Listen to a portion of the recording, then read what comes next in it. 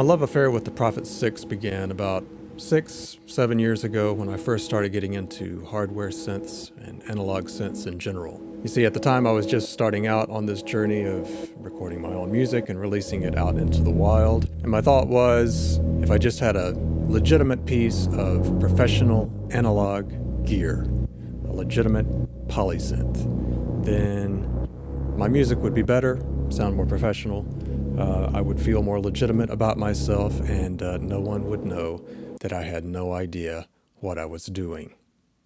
So after perusing YouTube for a while, I stumbled across this video from Perfect Circuit. And it was like this synthesizer jumped out of my budget desktop speakers and grabbed me by the guts and would not let go. It sounded amazing. But in spite of selling my trusted Logitechs on the black market, this synthesizer was just a bit outside of my budget, and by a bit I mean a whole lot. A couple years went by, and rumors started to circulate in the synth community about a new Dave Smith instrument, a new analog polysynth, an update on his Prophet 08, which was kind of a classic as well for a lot of artists. And this one had more features, more modulators, was less expensive, and I could kind of almost afford it at this point in my life. This synth, of course, was the Prophet Rev2, which has also become another modern classic. Seems like that's all that Dave can pump out into the world. It had up to 16 voices, 4 LFOs, an extra ADSR, more effects, mod matrix, extra octave on the keyboard, and it was less expensive. It's what we like to call in the industry a no-brainer. It's possible that that term is also used in other industries, but I'm not an expert. So I bought a Rev2 of my very own, and I went on to make a lot of music with the Rev2 that I was really proud of, and I'm still really proud of.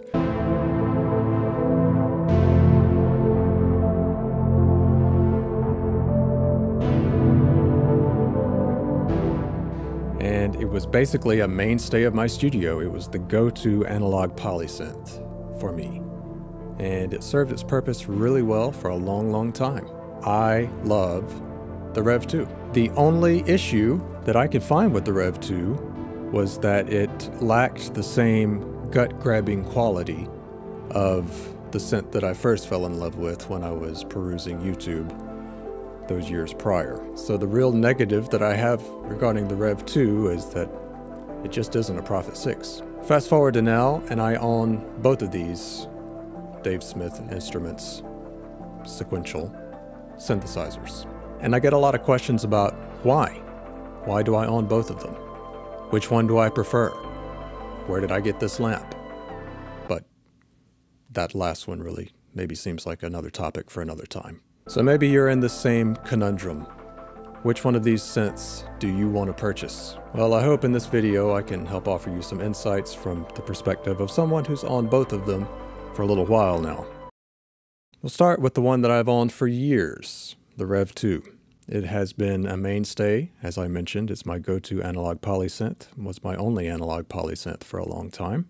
So many modulation capabilities. And with all of that modulation comes a lot of room for sound design, which it is really, really good at. With these 4 LFOs, really opens things up. The thing that you have to understand about these LFOs is they're not globally synced, and there's no way to globally sync the LFOs. In other words, whenever you play each voice, it's going to start its own LFO. You can clock sync them, you can key sync them, but that's about it. So that is both an advantage and a disadvantage of the synthesizer if you're doing slow evolving pads where you want things drifting in and out, like maybe the pitch drifting just a little bit with each trigger of each LFO. That's really, really nice. If you're doing something more rhythmic where you want one global sync for your LFOs, that's going to be a problem. With the Rev2, you get 16 analog voices. That's pretty cool. If you have a long release time on your VCA, you don't really have to worry about voice stealing all that much. The other thing that really opens up is the fact that this is a bitimbral instrument. You really have 2 Rev2s stacked on top of each other. It's the same synth engine, but you get 2 of them. And you also get separate outputs. for each of those synths, which is really, really nice. To be honest with you, I don't use it that often because I love having everything laid out so that I can see where the knobs are while I'm turning them. And when you're flipping back and forth between the two layers, you lose sort of that knob per function feel, which is something that I really, really like about the other synthesizer. But let's not get ahead of ourselves too much. Overall, this synthesizer layers and sits really well in the context of a mix.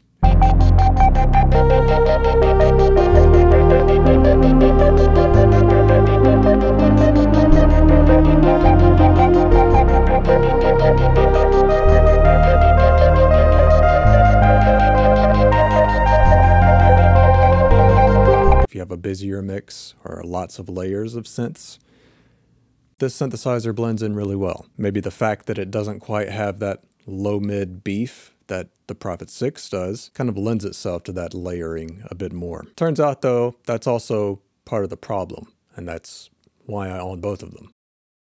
You see, the Prophet 6 will absolutely rattle your insides. I'm just dwelling on gut analogies for some reason in this video.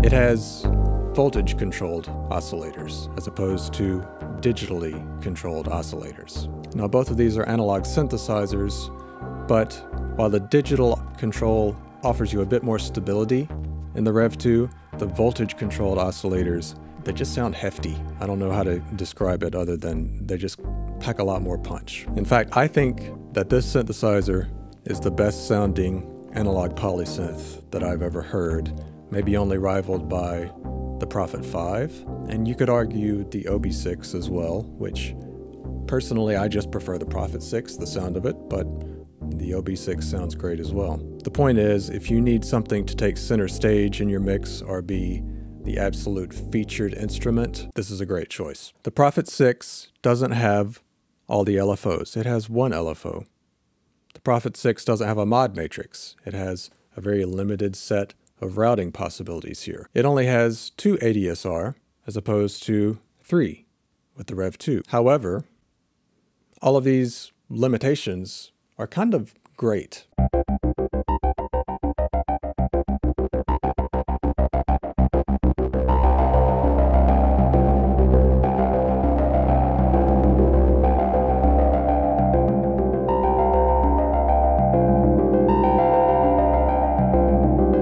You can tell that the user interface is really thoughtfully designed, and the routing options that you do have can actually create some really interesting things that you might not get to if you had infinite possibilities. You also get 2 filters with the Prophet 6 as opposed to 1, and a fake filter in the effects section. There is a fake high-pass filter in there, but I don't really want to talk about the effects section too much on the Rev2. This high-pass filter can kind of help carve out a space for the Prophet 6 if you are planning to layer it in a way that I described the Rev2 as being really good at. I often hear it said that the Prophet 6 can take over a mix or it's too powerful. Same for the OB6, that you have to chop things off with EQ and make it fit, which is kind of the point of mixing your music in the first place, I think. So maybe that's something to think about. But the point is, I like having an instrument really pack a lot of punch, and then I can take things out rather than having to try to add heft to the instrument, which is much more challenging. It's better to start out with something and then carve away at it, which is kind of the principle of subtractive synthesis in the first place, I'm pretty sure. But getting back to my point, this high-pass filter really allows you to maybe take out some of that weight in the low end that the synth naturally has, and carve out a space for it without having to get in there and do it in post so much. So it's a nice thing to have. You can also do some interesting things with the resonant peaks, which is one thing that I love about like the MS-20, for example. Even though the high-pass filter resonance doesn't quite go into self-oscillation in the same way that the low-pass does. So in a nutshell, the Rev2, great choice if you want a really versatile sound design synthesizer. It does evolving pads and things like that really, really well. It's not the most in-depth modulation matrix by 2022 standards, but there's still a lot of options, like being able to route the noise as a source to your filter cutoff, for instance, which is, by the way, one of my favorite things to do, that you just can't do with the Prophet 6 because it's limited. It's also cheaper. You get more bang for your buck, maybe, depending on what kind of bang you're going for. And it has more voices, so if that's important to you, that's something to consider. Prophet 6 is just a classic in my opinion. It's still one of the best sounding analog synthesizers on the market, and you can probably find one for a decent price right now as everyone is kind of selling them off and going for the Prophet 5s, which is exactly why I bought mine when I did. It was right after the Prophet 5 and Prophet 10 new revision came out. Before you ask why I have the keyboard version of this and the module version of this, I like to sit this one right in front of me at my desk and use my 88 key controller with it so that it's always like my analog go-to right in front of me that I can quickly dial up because it is so easy to use for whatever sounds that I need on any project that I'm working on. So it's really great for that. This is a great choice if you want a mainstay synth that is going to take center stage in your productions, in your mix. You want it to be the feature. Maybe your mix isn't super busy with tons of elements, but you need one great sounding synth. This is it. It's a great one.